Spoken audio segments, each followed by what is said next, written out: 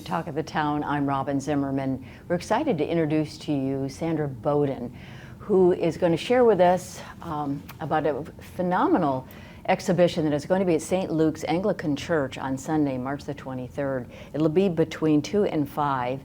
Actually, the art is already up within the sanctuary. I go to St. Luke's, so I've been enjoying it these past several weeks. It's called Marc Chagall and the Bible. Sandra, it's good to have you with us on the program. It's nice to be here. Thank you for coming in. So tell us a little bit about your background and how you got into this.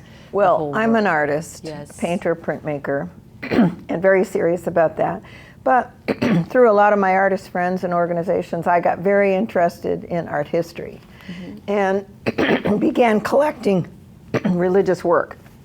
And I'm very disciplined about making sure that I only collect art that relates to the Bible. Okay. And over the years, I've put together 20 exhibitions that crisscross the country, going to churches, colleges, universities, seminaries, and a growing number of museums. Wow. So tell us about Marc Chagall.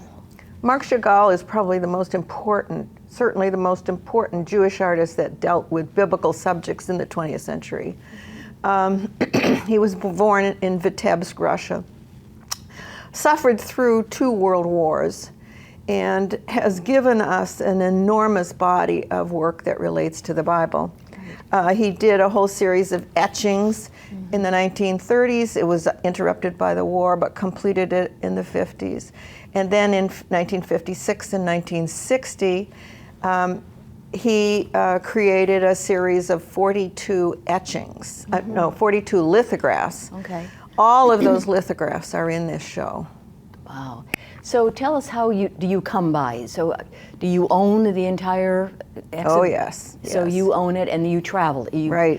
You travel it throughout the country. Right. So go into a little bit more detail, Sandra, about his depictions of the Bible. How does he pick? The etchings were done in 1930, and he was asked by a publisher to create these etchings, and he never been to Palestine then, 1930, not Israel, and he came back and did these 105 etchings that really depict the narrative of the biblical text.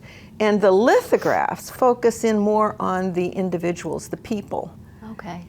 A lot of faces. So we got to see Chagall's imagination, and imagination was very important to him. He felt that the unseen world and the real world were equal.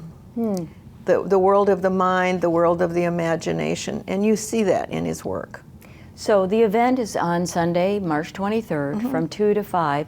Talk a little bit about what will happen during that. Well, it's an open house. Yes. We wanted to especially welcome the Jewish community, since having a show of this nature here, there are very few museums that would ever have 58 of Marc Chagall's works. And I thought, here it is on Hilton Head, and no one's going to know about it. Right. So open it up to the entire community. Beautiful. So that's what we're doing for 3 hours. Right.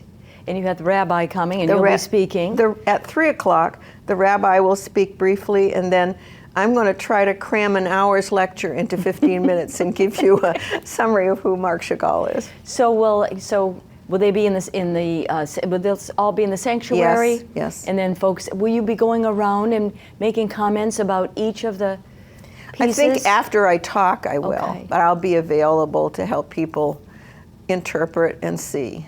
Right. And so again, that's 2 to 5 on it. It's an open house, so it's Yes, if you it's come open to the entire public. And at 3 is when everything the talks will be. All right, very good. What's your next project? What's your next exhibition, Sandra? Well, this exhibition goes on to Missouri. Okay. Kansas City in January.